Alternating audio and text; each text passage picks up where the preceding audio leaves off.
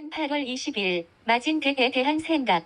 마진댓라고 하면 신용융자 빚이라고 보시면 됩니다. 이게 미국에서 올해 3월부터 감소하고 있다는 것입니다. 에이, 이 친구야, 그건 미국 이야기잖아? 그거랑 우리 주식시장이랑 뭔 상관인데 라고 이제는 그렇게 의문을 가지지 않으실 거라고 믿으며 크크 신용융자 빚이라고 하는데 쉽게 말하면 주식을 담보로 주식 살 돈을 더 빌린다는 겁니다. 어디에서 빌리느냐? 그건 당연히 금융회사와 증권회사 등 금융투자은행에서 빌린다는 겁니다. 물론 그 돈을 빌려주는 것은 각국의 중앙은행의 숫자 노름이지만요. 여기에서 그게 왜 문제인데 라고 또 궁금하실 겁니다. 반대매매라는 것이 있습니다. 즉 내가 돈을 빌려주는데 어디까지 한도가 있다. 그걸 터치하면 넌 돈을 벌 수도 있고 돈을 잃을 수도 있단다 라고 말하는 것입니다. 일종의 보험일 수도 있습니다. 암보험, 생명보험 들었는데 약관에 맞게 보험가입자가 약관 조건에 해당되면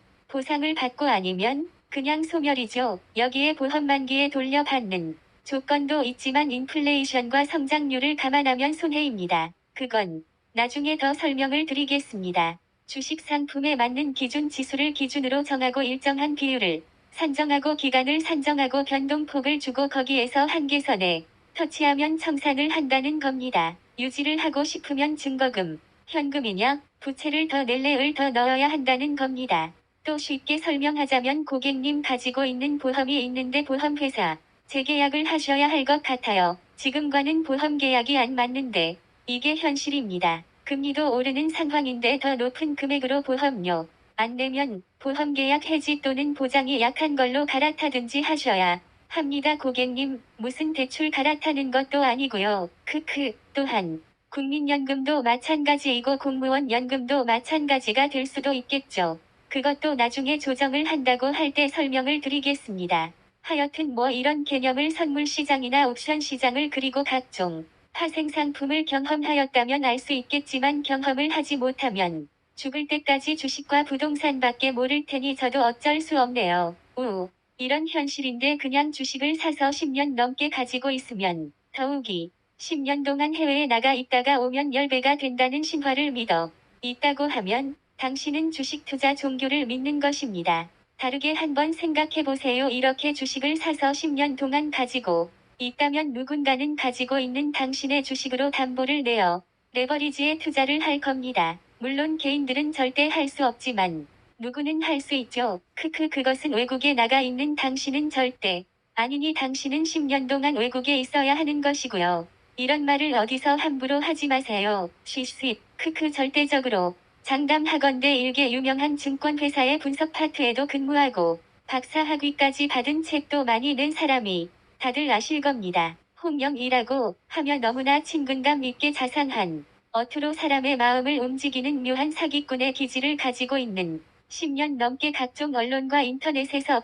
크크 유튜브 및 각종 언론, 방송에서 이런 미국의 마진데트가 줄어드는 것은 개인이 팔고 있고 워렌 버핏과 같은 사람들은 주식을 사고 있다고 말합니다. 그러니 워렌 버핏도 사는데 너는 안 사니라고 말이죠. 이 시국에 말이죠. 이게 말인지 방구인지 아니면 경제를 전혀 모르고 투자를 전혀 모른다고 자신이 원하는 멋대로 마음대로 말하면 된다고 생각하는지는 모르겠지만 위에서 설명한 그러한 상품이 다름 아닌 파생 상품이고 현물 주식만으로는 큰 수익을 낼 수 없으니 레버리지를 키워 계좌에 넣은 금액보다 많은 레버리지를 사용한 금융부채를 이용한 방법인데 마진데트가 줄어든다고 개인들이 판다고 한다는 것은 개인들이 팔고 싶어서 파는 것이 아니고 강제로 청산이 되어 파는 것이라는 겁니다. 사실을 사실이라고 하는 기사는 말할 수 있으나 사실이 진실이 될 수는 없는 것도 있는데 말이죠. 개인들이 파는 게 사실이라면 청산되어 청산 물량이 파는 것으로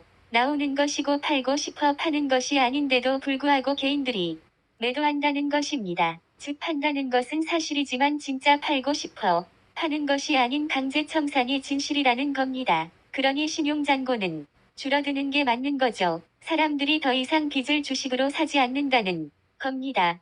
예를 들어 처음 매수한 금액인 100원인 원금이 하락해서 이제는 80원이 아닌 70원이 되었으면 증거금을 더 넣든지 아니면 보유하고 있는 주식 포지션을 청산당하든지 해서 청산되는 물량인데 이것을 개인들이 순수하게 하락장세인데 개인들이 팔고 있다고 개인들이 순수하게 팔아서 시장이 하락한다고 말하는 것을 보니 이게 사람인가라는 생각을 한 것입니다. 경기가 활황이면 사람들은 100원에서 20% 오른 20원이 오르는 게 확실하다면 레버리지를 쓰는 것이 당연하겠죠. 이렇게 미국 주식 상방에 즉 오르는 것에 레버리지를 개인들이 많이 사용했고 급격한 하락 장세가 되니 이제 마진데트 신용으로 레버리지를 쓸 수 없다는가 줄어든 것입니다. 라고 말하는 것이 진실인데 이걸 개인이 판다. 매도고 하고 워렌 버핏과 같은 거물들은 산다 매수고 하면 말이 안 맞다는 것입니다. 진짜 워렌 버핏이 사는 이유는 개미들이 다 던지고 반대매매 당해도 충분한 자금이 있으니 받아내는 것이고 버핏도 정확한 바닥은 자신도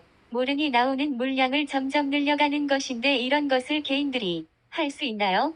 이홍영 박사도 사람도 미국으로 도망간 존 피리리라는 사기꾼과 거의 같은 수준으로 볼 수밖에 없는 것이라고 봅니다.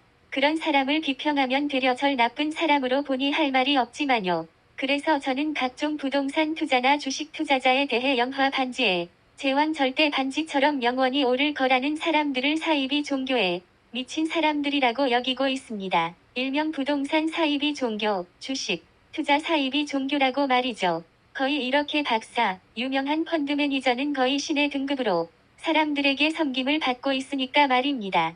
저는 그 사람들 발톱에 때만도 못하지만 틀린 것은 틀렸고 제대로 알려야 한다는 것은 제대로 알려야 한다고 생각하고 있으며 이 글을 읽는 여러분들만이라도 알아야 한다고 생각하고 있습니다.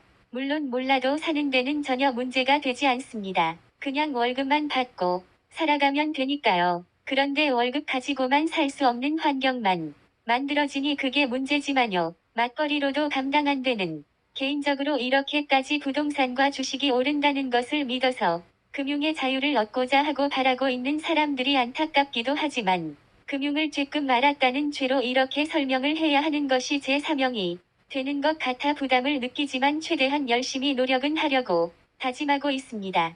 그리고 저를 아시는 분들에게 희망 고문이 아니고 실현 가능한 희망을 드려야 한다고 느끼고 있습니다.